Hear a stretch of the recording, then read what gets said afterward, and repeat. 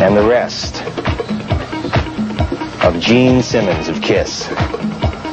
And he's here with us in one of the very best comic book stores in all of Cleveland, Cosmic Comics. I come here often, as a matter of fact. Yes, he comes here often. Cosmic Comics in the Colonial Plaza in downtown Cleveland. And Gene, you're a real comic book fan. You've been for many years, haven't you? It's true. As a matter of fact, among the other things that I've been involved with, comic books have always been near and dear to me. You know, without people like the Fantastic Four, Spider-Man, and all the rest of the weirdos out there with all kinds of social problems that Marvel has put out, some of the DC heroes too. Without the comic book heroes, we wouldn't have been around, that's for sure. I guess comic books in general and all of the sort of surrealism that you see in the pages of good comics help to form the basic nucleus for KISS, don't you think? Yeah, as a matter of fact, I think without comic books, a lot of the young people out there who have kind of vivid imaginations and who think that there's somebody else, when in fact they really are. But of course they only change when the lights go out, but nobody else is watching. Without comic books, without outlets like Secret Slum... No, that's the wrong magazine. You can't That's do the wrong that. table, Gene. Wrong table.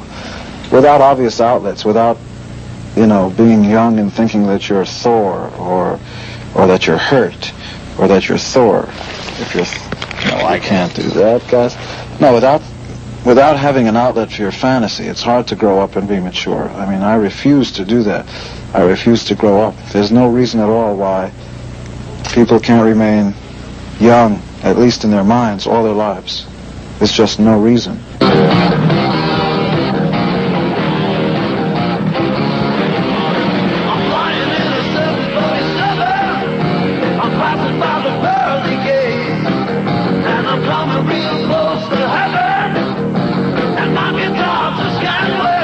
There's all this imagination all around us. Oh, God, look at that.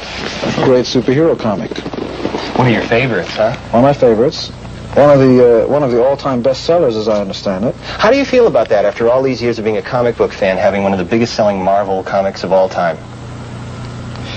God, that's a great question. Well, I mean, to say that it's a dream come true is a little bit playing it down, except that I guess nobody else that's ever read Marvel comics can say that. I don't know. I think maybe KISS fans are a special breed of people. I think they're not afraid to go against the stream of things. I think that they're not afraid of even going to the rock and roll concerts in makeup and actually trying to live out a part. They may be similar to the science fiction and fantasy fans that go dressed up as the Hulk or the Silver Surfer or somebody else. There's something really special in people that have vivid imaginations that makes them disregard all the kind of silly rules that society places on us about how we dress, how we look. You know, there's a lot of laws about how you're supposed to look walking down the street. You're supposed to wear this when you go here. When you go to church, you're supposed to wear this. When you do this, you're supposed to do that. Even the way, you know, your mother and father want you to appear a certain way. Your preacher wants you to appear a certain other way. And when you go for a job, they want you to look a different way. This is the way I look, and you can't change that.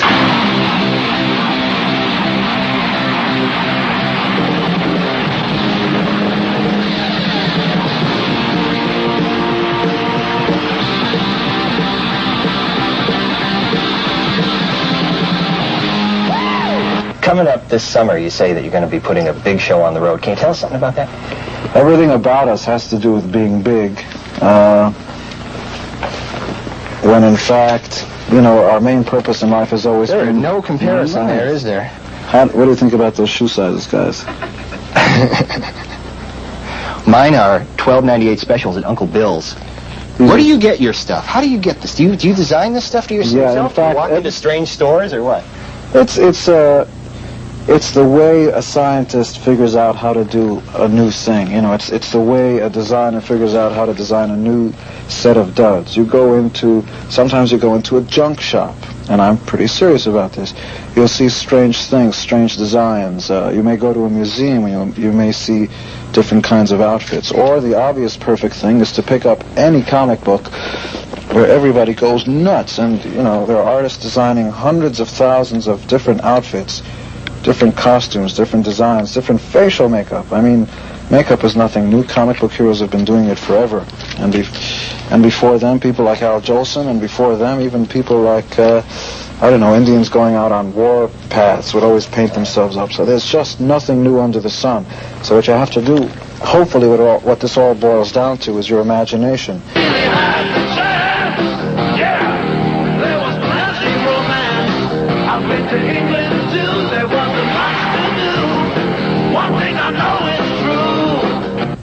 When you go to a KISS show, it's the place where nobody's going to tell you to be quiet.